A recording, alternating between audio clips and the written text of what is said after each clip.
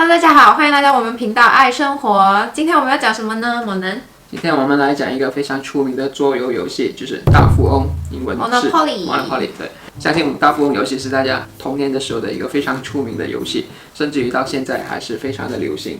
那 Monopoly 呢？如果我们在玩的时候呢，其实我们要怎么样的去赢那场比赛呢？占据越多地越好，买越多房越好。没有错，其实 Monopoly 它就是从英文的直接翻译成中文的话是叫做垄断嘛。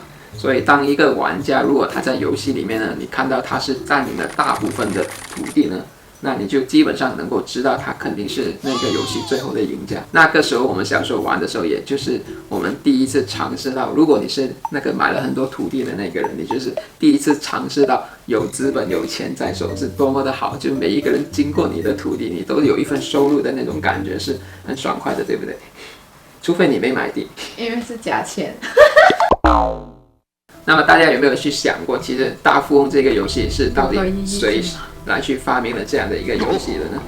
谁发明的呀？没去认真想过，对吧？大富翁这个游戏呢，其实是有一个叫帕克兄弟，他们这家公司所出产。那今天这个帕克兄弟呢，他们的公司也是归一个非常有名的玩具公司叫 Hasbro 所有。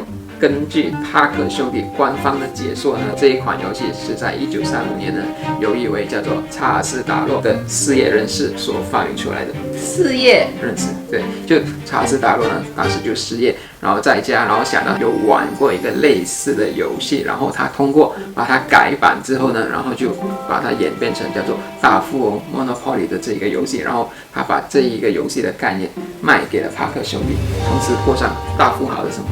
这个是官方的解说呢。那其实真实的历史背后呢，其实不止于像表面这么简单。那历史上呢，其实这个大富翁的游戏它有一个前身的是叫做地主游戏，而这个地主游戏呢，是由一位叫做伊丽莎白马吉女士她所发明的。而当初呢，其实这个地主游戏呢是有2个不同的版本，而不只是今天的这个 Monopoly 垄断的版本。那今天我们就是来好好的大概说一说这一段没有被世人所知道的历史真相。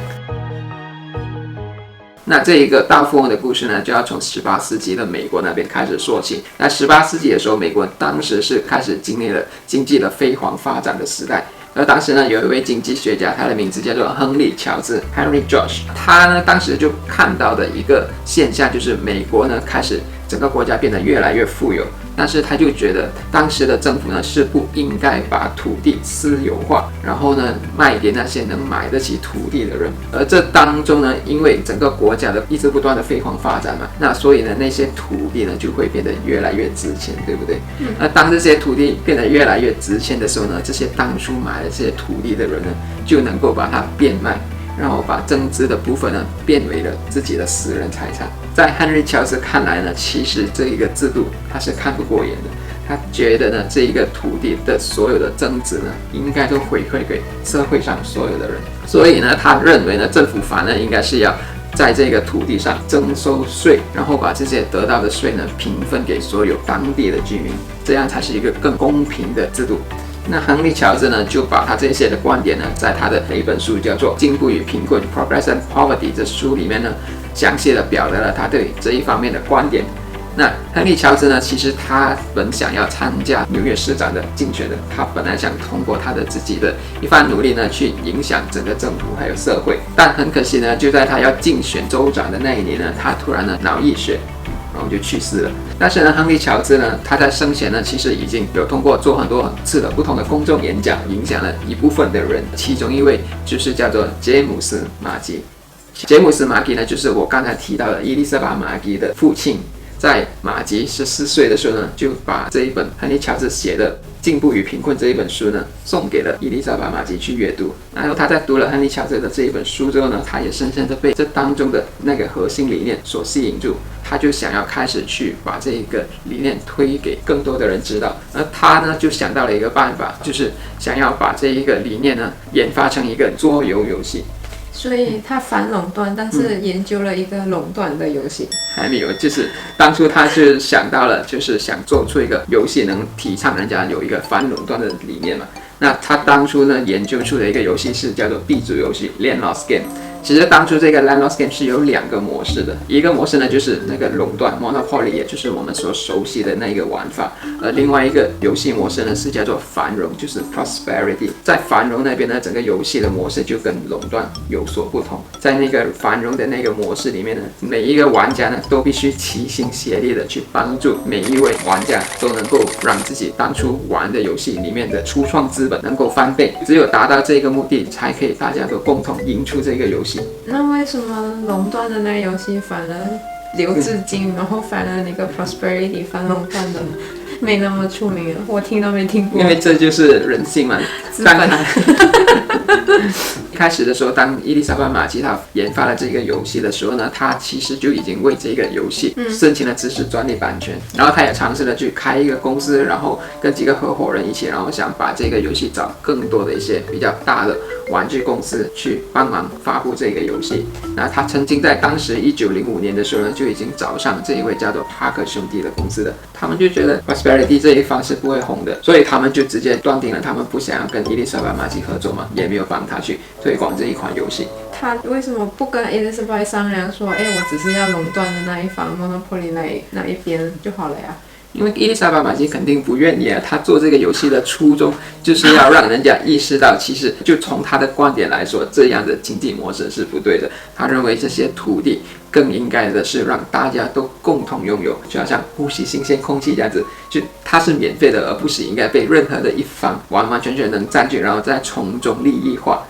这就是伊丽莎白马基他很坚信的理念，他只是想要做这样子的游戏，然后让人家知道贫富差距越来越大，只有那么一小部分的人会很富有，然后其他剩余的人都还是很贫困。可惜事与愿违。对，现在发生的正是他反着来。对，如果我是 Elizabeth， 我直接买了就好了。那在1935年的时候呢，有一位失业人士叫做查尔斯·达洛。那他小时候呢，其实就玩过马基的这一款地主游戏，所以呢，他当时呢就灵机一动，把他这个马基里面在垄断 Monopoly 模式的这一款游戏的一些规则稍作更改，然后再把这个游戏呢拿去卖给帕克兄弟。那这个游戏也立刻爆红，受到很多人的喜爱。那查尔斯·达洛呢，就妥妥的就是人生经历的一个大逆袭。这整一个故事呢，其实跟现在中国想做的一个共同富裕的政策是有雷同之处的。所以刚才我就问嘛，我就说这不是跟中国对啊，因为这个我懂，我到最后会有讲。现在的中国呢，因为过去的20年呢，经济发展很快，就有一点像18世纪的美国当时嘛。但是中国还是有很大部分的民众，其实现在的生活的质量其实还是很一般。那中国政府呢，现在只是想让这些当初国运大开的时候呢，已经从中得到了一些好处的公司，去帮回这些现在处于挣扎的小公司。当然，这一个里面是有人赞同，有人不赞同了。其实这个就有点像是大家在一个农村里面，一个家庭里面有可能8个兄弟姐妹吧。因为家里面一开始的时候大家比较贫穷嘛，所以呢家里呢去做了一个决定，就所有的资源都集中在其中的一位小孩，给他最好的教育。然后当这个小孩长大成人了之后呢，因为他的学历，然后可以得到一份很好的工作，甚至是创业，做成一个非常成功的公司。然后现在呢，他的家里呢就要求他，你是不是可以帮一帮你的可能2哥、3妹、4姐，因为他们当初呢就是牺牲了自己，来让你有机会得到最好的教育，从而造就你有今天。那当然，他可以说是他自己当初努力而得出今天有的成果。但是就如果没有了其他兄弟姐妹的牺牲，他根本连这一个去奋斗的机会都没有，对吧？所以其实矛盾就在这边去。当我们说这个故事的时候，大家就觉得，这是应该的。放在国家上更大的时候，放在国家更大的时候，人家就会觉得，可能马云是靠自己拼出整个阿里巴巴，但当时可能整个国内中国政府也想要孕育出一些比较有代表性的公司，也可能有很多的政策在背后是支持了阿里巴巴一直不断往前走的。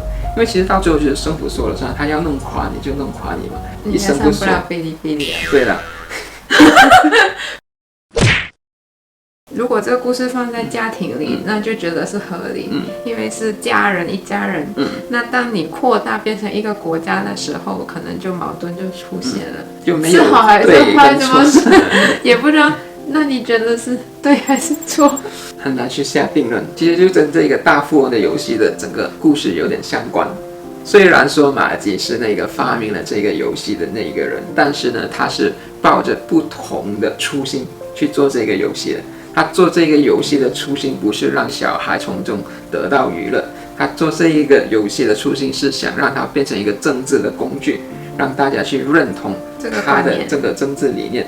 但是呢，后来这个游戏能得到那么多广泛的大众喜爱，是因为查斯达洛把它从中做了一些更改，从而令到就是大人小孩也喜欢玩这个游戏，从中是得到了娱乐，也没有说是玩了这个游戏就有了什么政治的理念。就好像你玩了，你也不觉得哦，要去多买土地嘛，对吧？现在是啊。对啊，可是有多少人玩了？而且我还听了你故事，还觉得这个垄断的 Monopoly 会不会是蝴蝶效应而造成全世界都要买房？默化吧，对，就改变了一部分的人。就蝴蝶效应啊，一个小小改变造成了一个很大的巨变。那大家对这个事情有什么想法呢？欢迎在留言那边说出你的看法。这些都是我们的观点。那你站哪一边？我是站在查斯达洛那边。为什么？如果反垄断是可行的话，那相信那个游戏老早就大受欢迎了。